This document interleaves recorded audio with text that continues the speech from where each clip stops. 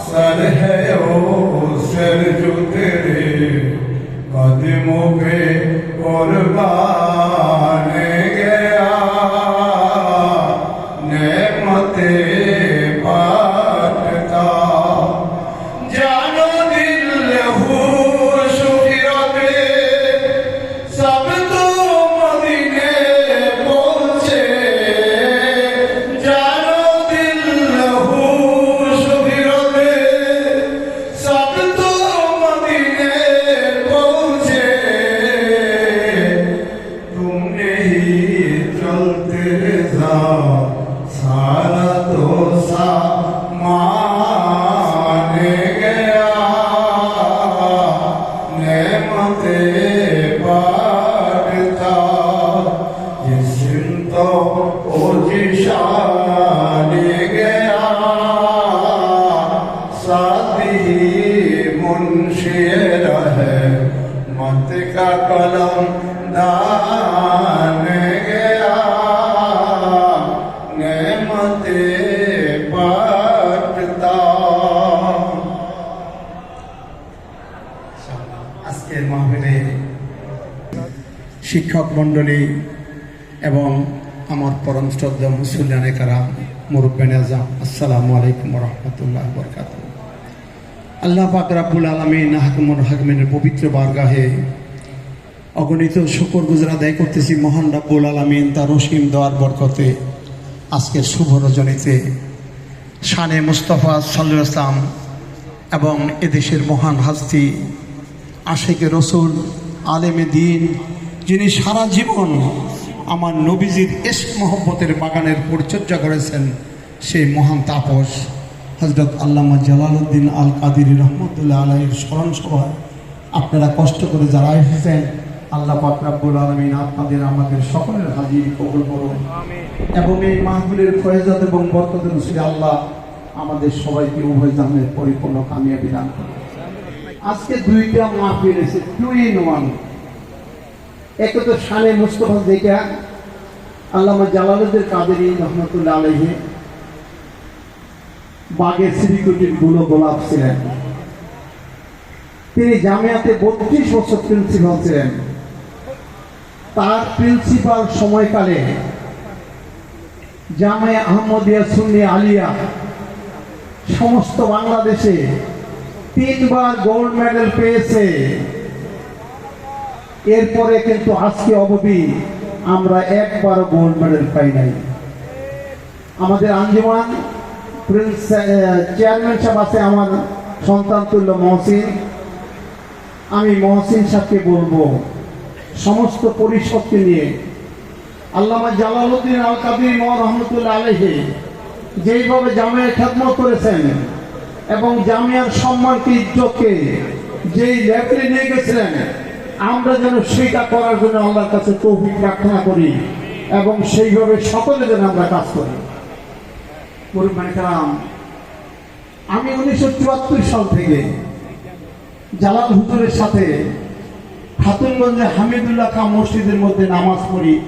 এক জুমার নামাজে গেলাম, ওনার তকরির শোনার পরে ইনার ভক্ত হয়ে গেলাম।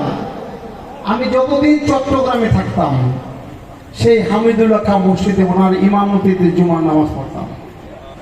হুজুর যখন এই মসজিদে আসলেন এরপর থেকে আমি চট্টগ্রাম থাকলে কোনো দিন ওনার ইমামতিতে নামাজ পড়া ছাড়া আমার জীবনে কোনোদিন এমন ঘটনা ঘটেনি।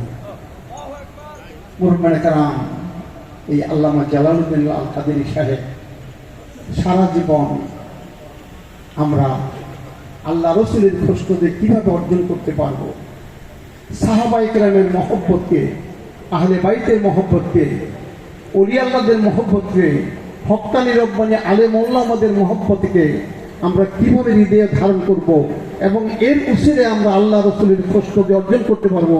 সারা জীবন তিনি এই কথা বলে গেছেন। সুবহানাল্লাহ।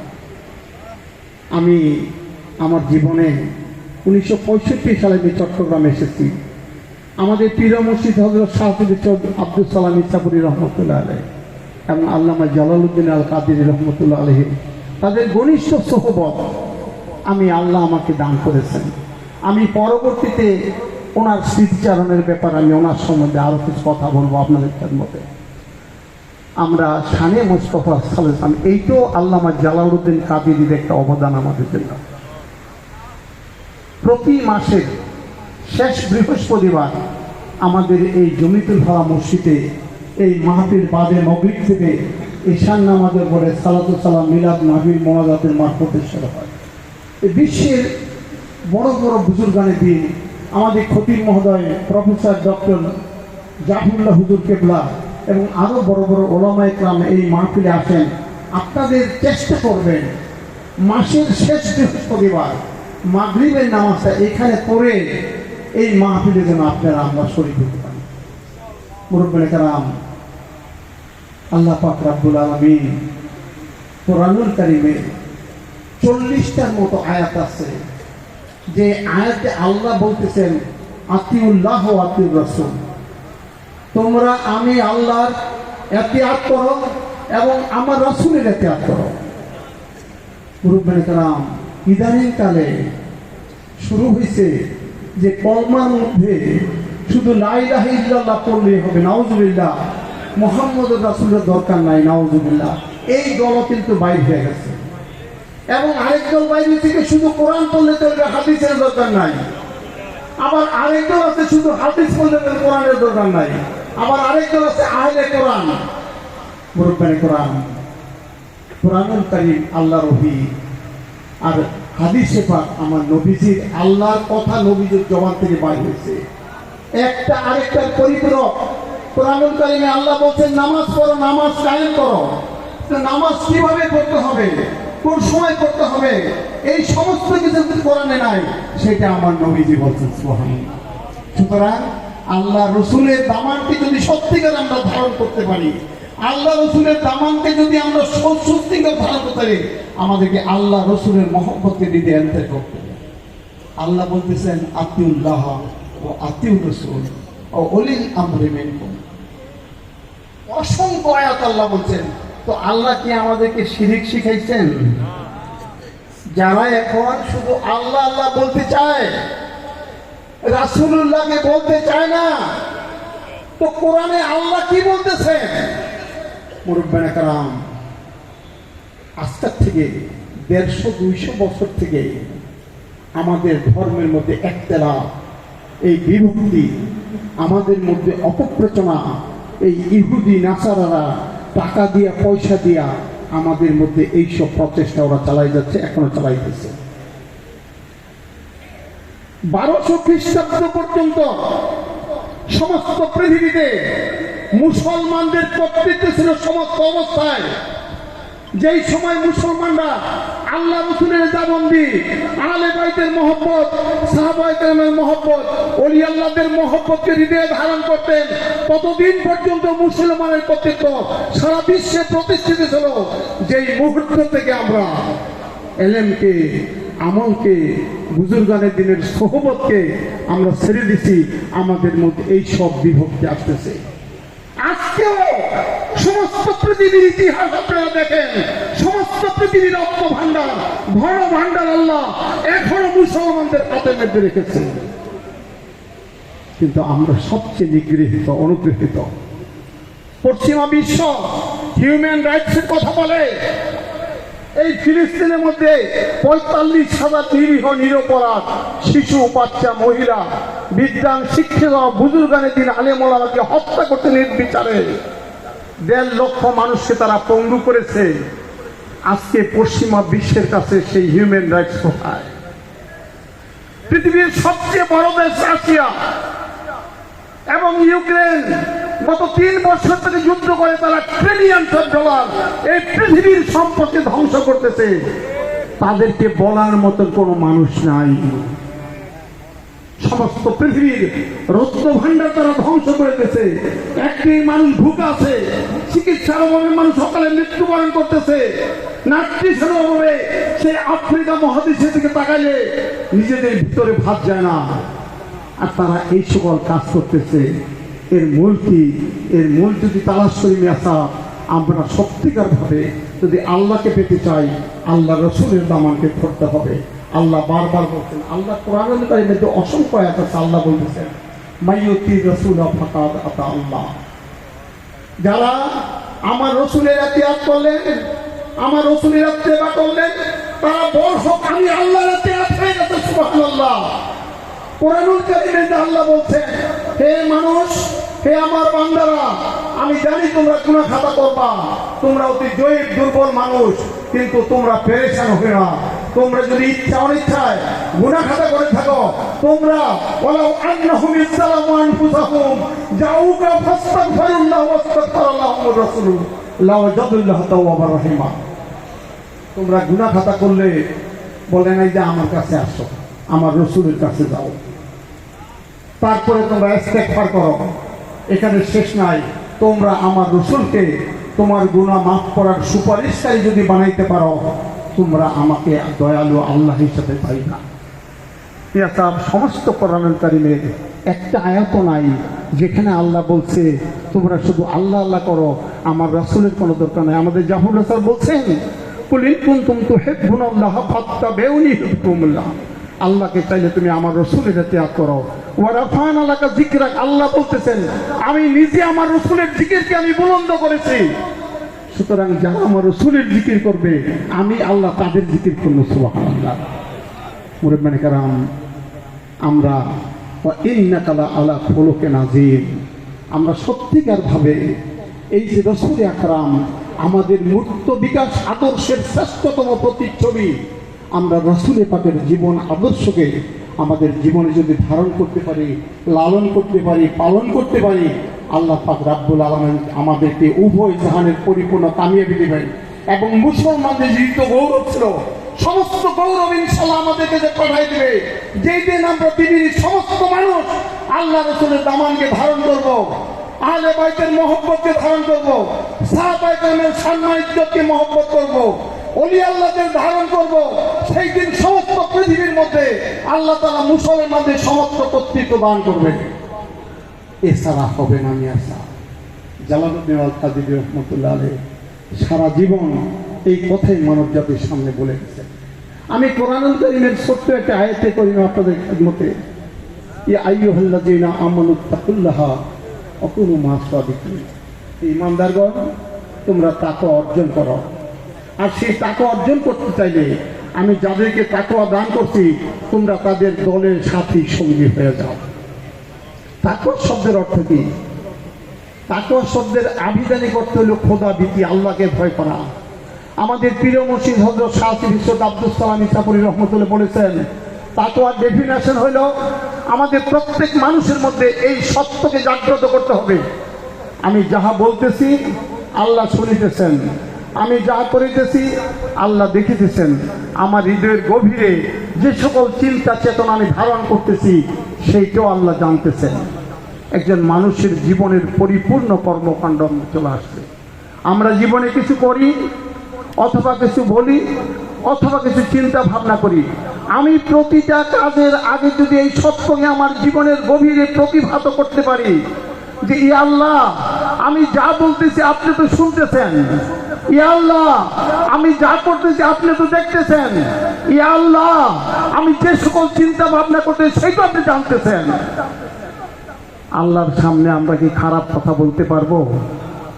খারাপ কাজ করতে পারবো? খারাপ কথা বলতে পারবো? খারাপ চিন্তা করতে পারবো? মিয়া সাহেব, এই একটা কথা, একটা শব্দ তাকওয়া।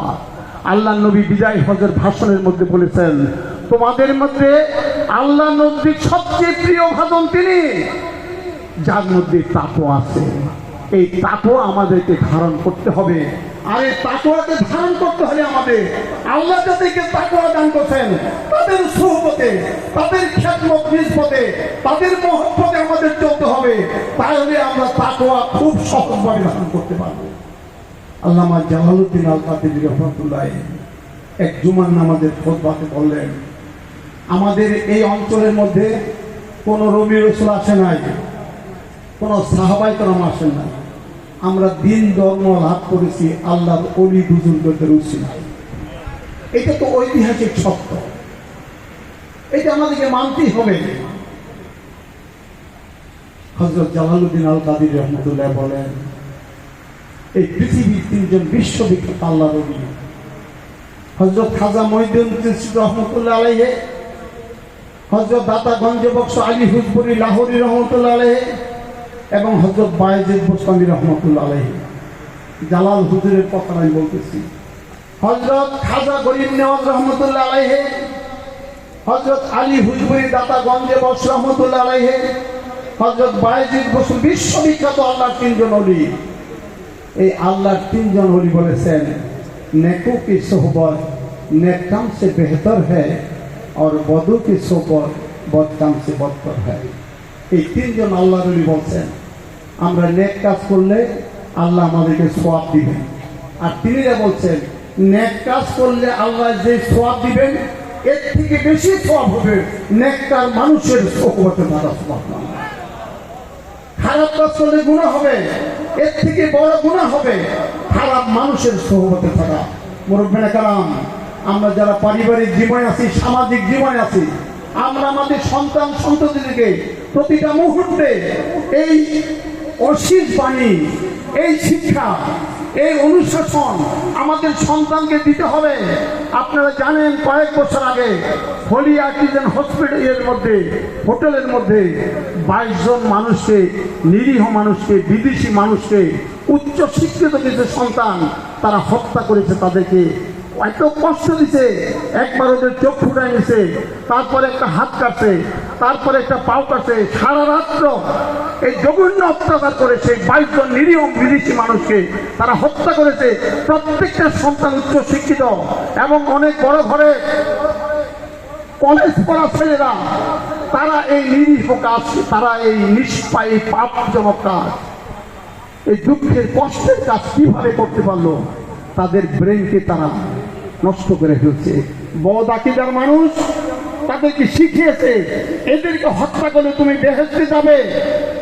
কোনোদিন কোনো নিরীহ মানুষকে হত্যা করে মানুষ বেহেশতে যেতে পারে না।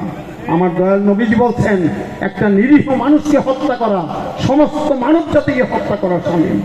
মুরব্বিনে কেরাম, আমাদের সন্তান ইমাম জাফর সাদেক আলাইহিস সালাম বলতেন, তোমার চিন্তা চেতনা, তোমার আকীদা, তোমার সুশাসন যত দ্রুত পারো তোমার সন্তান সন্ততির মধ্যে চেষ্টা করো। আর সেটা যদি না করো, তাহলে তোমার বিক্ষোভবাদী যারা আছে, যারা সমাজের মধ্যে নানান অশান্তি সৃষ্টি করতেছে, যারা টাকা পয়সাকে ধর্মের নামে অধর্ম করতেছে, তারা তোমার সন্তানের মাথাকে নষ্ট করে দেবে। মুরব্বিনে কেরাম, আমরা যারা পারিবারিক জীবনে আছি, আমরা যেন আমার সন্তান সন্ততি যারা আছে তাদেরকে সুশিক্ষা দান করি, তাদেরকে ভালো মাহফিলে নিয়ে যাই, তাদেরকে পীর ফকির বুজুর্গের দরবারে নিয়ে যাই। মনে রাখবেন, যারা নেককার মানুষদের সোহবতে থাকবে আল্লাহ তাদেরকে হামেশা হেফাজত করবেন, তাদেরকে কেউ কোনোদিন নষ্ট করতে পারবে না। আল্লামা জালালউদ্দিন হুজুর সবসময় কথা বলতেন, নেকু কি সোহবত नेक काम से बेहतर है और बदू की सोहबत बद काम से बदतर है।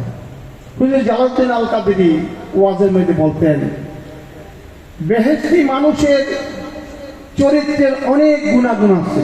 আল্লাহ তাদেরকে বেহেশত দান করবেন, তাদের চরিত্রের মধ্যে অনেক গুণের বিকাশ, কিন্তু তাদের মধ্যে 2টা গুণকে আপনি প্রকটভাবে লক্ষ্য করতে পারবেন। আল্লাহ যাদেরকে বেহেশত দান করবেন তাদের মধ্যে অনেক গুণাবলীর মধ্যে 2টা গুণকে আপনি প্রকটভাবে লক্ষ্য করতে পারবেন। জালালউদ্দিন হুজুর এটা সবসময় বলতেন। 1 নাম্বার, আল্লাহ যাদেরকে বেহেশতের নেয়ামত দান করবেন তাদের জন্য আল্লাহ নেক কাজ করা সহজ করে দিবেন। সুবহানাল্লাহ। এই যে আপনারা আজকে কষ্ট করে মাগরিবের নামাজের আগের থেকে এই মাহফিলের মধ্যে আসছেন, খাওয়া নাই, দাওয়া নাই, পানি নাই, কষ্ট করে আপনারা যে মাহফিলকে রোশনমণ্ডিত করতেছেন, আল্লাহ তাআলা আপনাদের দোনো জাহানকে রোশন করবেন। সুবহানাল্লাহ। হুজুর বলতেন, যারা বেহেশতি মানুষ তাদেরকে আল্লাহর দয়ার বরকতে নেক কাজ করে আল্লাহ তাদের জন্য সহজ করে দিবেন। আর 2 নম্বর গুণ হলো, যারা বেহেশতি মানুষ হবে তারা সকল অবস্থায়, সকল ক্ষেত্রে তারা আল্লাহর নেককার বুজুর্গ আল্লাহওয়ালা বান্দাদের সোহবতে থাকবেন। জালাল হুজুর এই সোহবতের ব্যাপারে, এশ মহব্বতের ব্যাপারে সারা জীবন তিনি তকরির করে গেছেন। আমরা হুজুরের সাথে অনেকবার অনেক সফরে গেছি। এই সফরের মধ্যে গেলে কোনো দিন পারিবারিক ব্যাপার, ব্যবসা ব্যাপার, লাভ লোকসানের ব্যাপার কোনো দিন হুজুর শুধুমাত্র এলিমের চর্চা, আল্লাহ রসুলের এশ মহব্বতের চর্চা। আমি সারা জীবন হুজুরের সাথে থাকছি। আমার ওয়াইফকে হুজুর বোন ডাকেন, জীবনে কোনোদিন ভাবি বলেন। আমার ওয়াইফকে মহসিনের আম্মা, আমার বোন। দেখেন মহব্বত কি জিনিস। আমার ওয়াইফ তো হুজুরের ওফাতের পরে পাগল হয়ে গেছে। এখন হুজুরের লাশ নিয়ে আমরা আসতেছি জমিদুল ফালাতে। আমার বাসার সমস্ত পরিবার পরিজন ওরা ছাদের উপরে চলে গেছে দেখার জন্য। আল্লাহর দয়া, ওনার লাশ মোবারক খাট সহ আমাদের বাসার সামনে চলে আসছে। সুবহানাল্লাহ। আমার পরিবারের সবাই দেখছে। এটা একটা মহব্বতের ব্যাপার নিয়ে আসা। আমি হুজুরের সাথে সিলেট গেলাম একবার। মহসিনের বাবা জাকারিয়া সাহেব, আমি, জালাল হুজুর, আমরা সিলেটে গেলাম।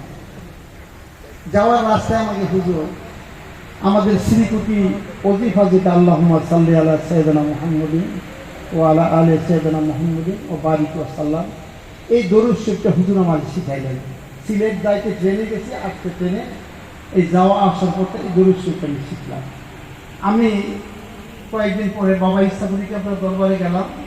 আমি গিয়া বললাম, হুজুর আমাকে জালালউদ্দিন আল কাদের হুজুর একটা দরুদ শরীফ শিখাইছে, এই দরুদ শরীফ আমি স্বপ্নে পড়তে পারবো? তো হুজুরের কাছে দরুদ শরীফ বলে পড়বেন, এটা স্বপ্ন পড়তে। এই দরুদ শরীফটা আমাকে জালাল হুজুর শিখেছে। স্যার আমরা আজকে, আমি তো 100 টাকা বেতনের জীবন শুরু করছি। আমি 1965 সালে চট্টগ্রাম আসছি। আমি আপনাদের খেদমতে দুই একটা কথা বলতে চাই। আজকে আমাদের সমাজের মধ্যে টাকা খাইয়া, পয়সা খাইয়া মানুষ ধর্মের মধ্যে বিভেদ করতেছে, দেশের মধ্যে নানান ধরনের শত্রুতার সৃষ্টি করতেছে, অশান্তি করছে, কুশান্তি করতেছে। আমি কিন্তু আপনাদের সামনে দাঁড়ায় আছি 100 টাকা যেটা কমাবো। আমি আপনাদেরকে দুই একটা কথা বলতে চাই। আপনারা যদি সত্যিকার ভাবে আল্লাহ রাসূলের দামানকে ধারণ করেন, ওলি আল্লাহদের নিসবত অর্জন করেন, নেককার মানুষের সাথে থাকেন, আল্লাহ তাআলা আপনাদেরকে কামিয়াবি দান করবেন। আমি আপনাদের খেদমতে জালাল হুজুরের ব্যাপারে একটা শের আছে, এটা ওনার জন্য প্রযোজ্য হয়। আমি আপনাদের বলি, इश्क़े नबी में दिल को तरफना सबके बास की बात नहीं, उनकी मोहब्बत में मर जाना सबके बास की बात नहीं। जिस पे करम सरकार का हो जाए उसके लिए तो आका ही है, और ना दिल को ताइबा बनाना सबके बास की बात नहीं। अबू बकर नबी का साथ ना छोड़े, हर मुश्किल में साथ रहे, गारे सौर में साथ निभाना सबकी बास की बात नहीं। खैबर का ओजनी दरवाजा जिसको उठाए 40 लोग, मौला अली का तन्हा उठाना सबकी बात की बात नहीं। दीन बचाए घर को लुटाए, ये है किरदारे इमाम हुसैन का, दिन की खातिर सिर को कटाना सबके बात की बात नहीं। ऐसी मिसालें मिलती कहाँ है, जैसी है मेरे अशरफ की तख्ते हुकूमत को ठुकराना सबके बात की बात नहीं।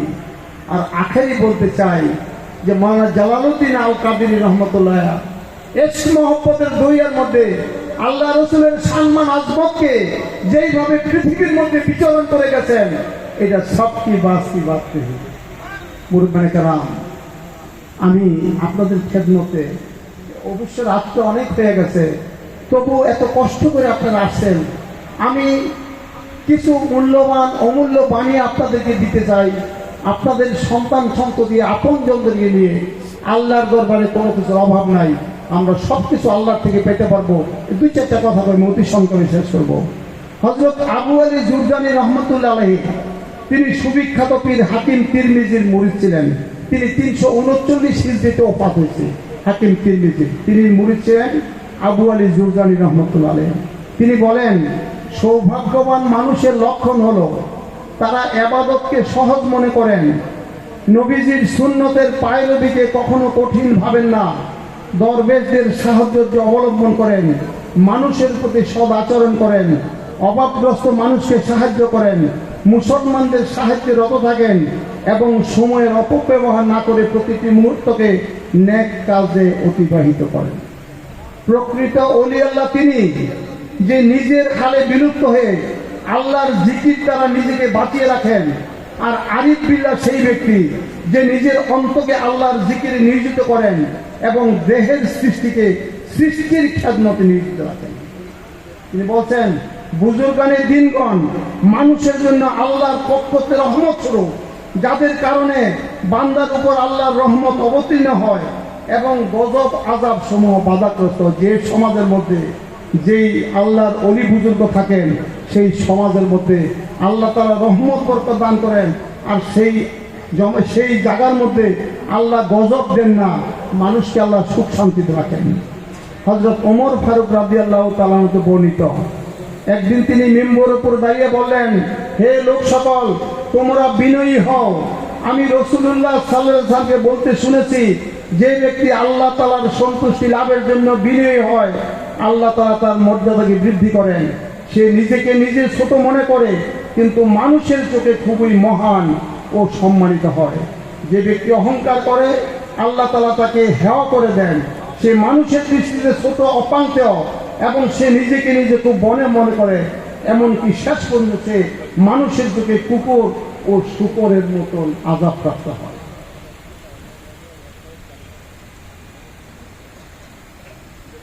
চারটা কাজ করলে আল্লাহ তাআলা মানুষের রিজিক বাড়ায় দেন। চারটা কাজ করলে আল্লাহ তাআলা মানুষের রিজিক বাড়ায় দেন।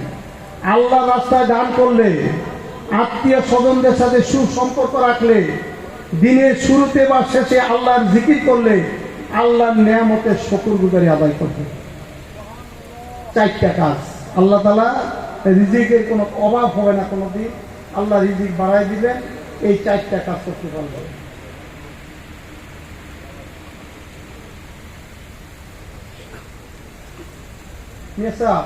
আমরা নিজের জীবনে শুধু টাকা পয়সা টাকা পয়সা টাকা পয়সা এটাকেই মনে করি জীবনের বড় কামিয়াবি। ভারতের শ্রেষ্ঠ ধনীদের মধ্যে একজন ছিলেন রতন টাটা, গত মাসে মারা গেছে। রতন টাটাকে একবার একটা ইউনিভার্সিটিতে কনভোকেশন স্পিচ দেওয়ার জন্য দাওয়াত করা হলো।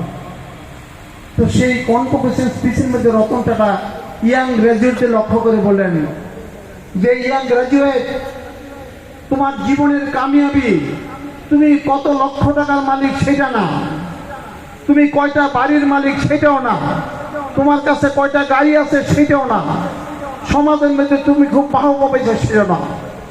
তোমার জীবনে কামিয়াবির ব্যারোমিটার হলো তুমি কতজন অসহায় মানুষকে তুমি সহায়তা দান করছো, কতটা ডাউন ট্রডেন যারা বিপর্যস্ত মানুষ তাদেরকে সাহায্য করতে পারছো, সেইটা তোমার জীবনের ব্যারোমিটার। মুরব্বিনে কেরাম, একটা কথা মনে রাখবেন, আমাদের জীবনে দুইটা জিনিস, একটা হলো প্রয়োজন, আরেকটা হলো উদ্দেশ্য, আরেকটা হলো পারপাস। টাকা পয়সা, বাড়ি ঘর, খানা দানা, ওষুধ বিশুধ, এগুলি সব কিছু আমাদের জীবনের প্রয়োজন, কিন্তু এগুলি শুধুমাত্র আমাদের জীবনের পারপাস না।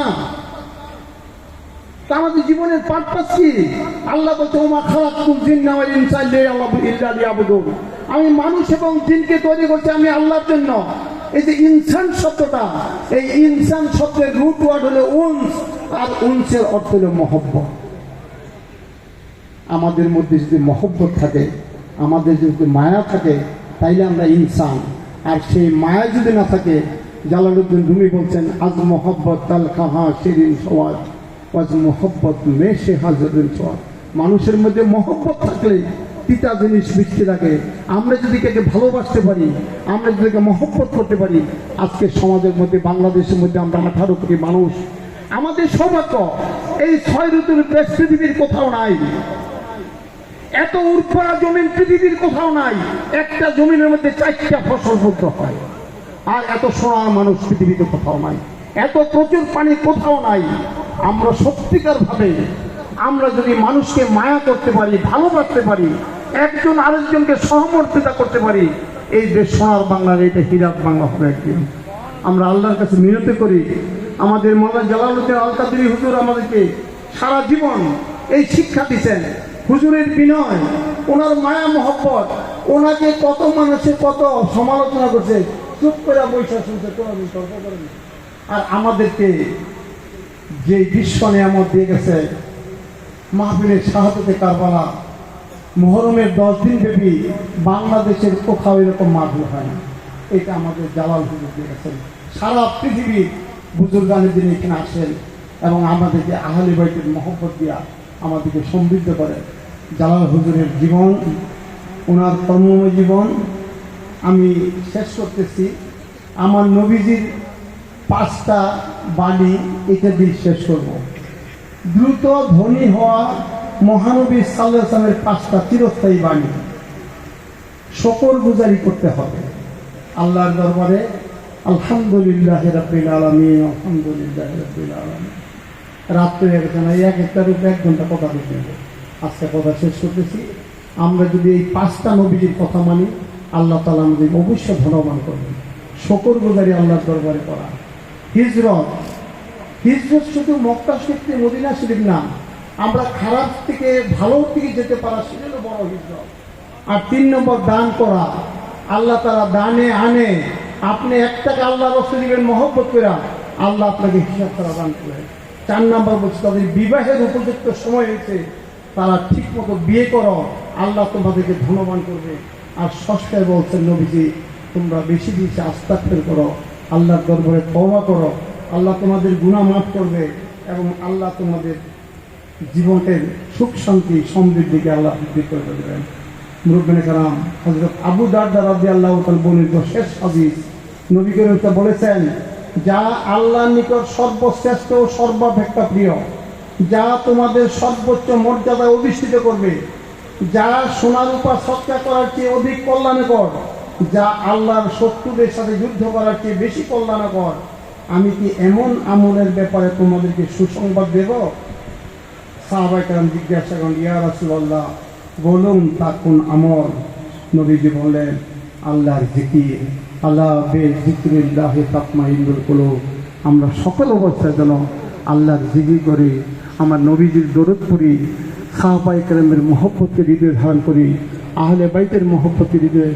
জালালউদ্দিন আল কাদেরী সারা জীবন আমাদেরকে এই অনুশাসন দিয়ে গেছেন, আমরা যেন আল্লাহর খুশনদি অর্জন করার জন্য এই সকল আমল আমাদের জীবনে প্রতিষ্ঠা করতে পারি।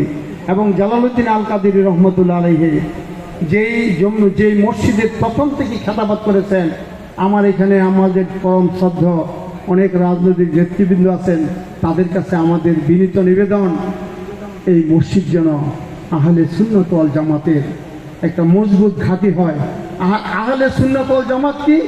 যেটা সমাজের মধ্যে কোনো বিভেদ সৃষ্টি করে না, মানুষের মধ্যে কোনো ভেদাভেদ করে না, মানুষকে মানব সন্তান হিসেবে ভালোবাসে, আল্লাহ রাসূলের দামানকে ধারণ করে এই পৃথিবীকে স্বর্গভূমি করতে চেষ্টা করে, সেইটাই আহলে সুন্নাত ওয়াল জামাতের আকীদা। আল্লাহ যেন আমাদের সমস্ত রাজনীতিবৃন্দ যারা আছেন, তারা যেন দয়া করে আমাদের এই মসজিদ যেন সর্বকালে সবসময় আহলে সুন্নাত ওয়াল জামাতের ঘাঁটি হিসাবে, খুঁটি হিসাবে বিবেচিত হয়। আল্লাহ যেন তাদেরকে দিয়ে খেদমত করান। আপনাদের সকলকে অনেক সম্মান, অনেক ভালোবাসা।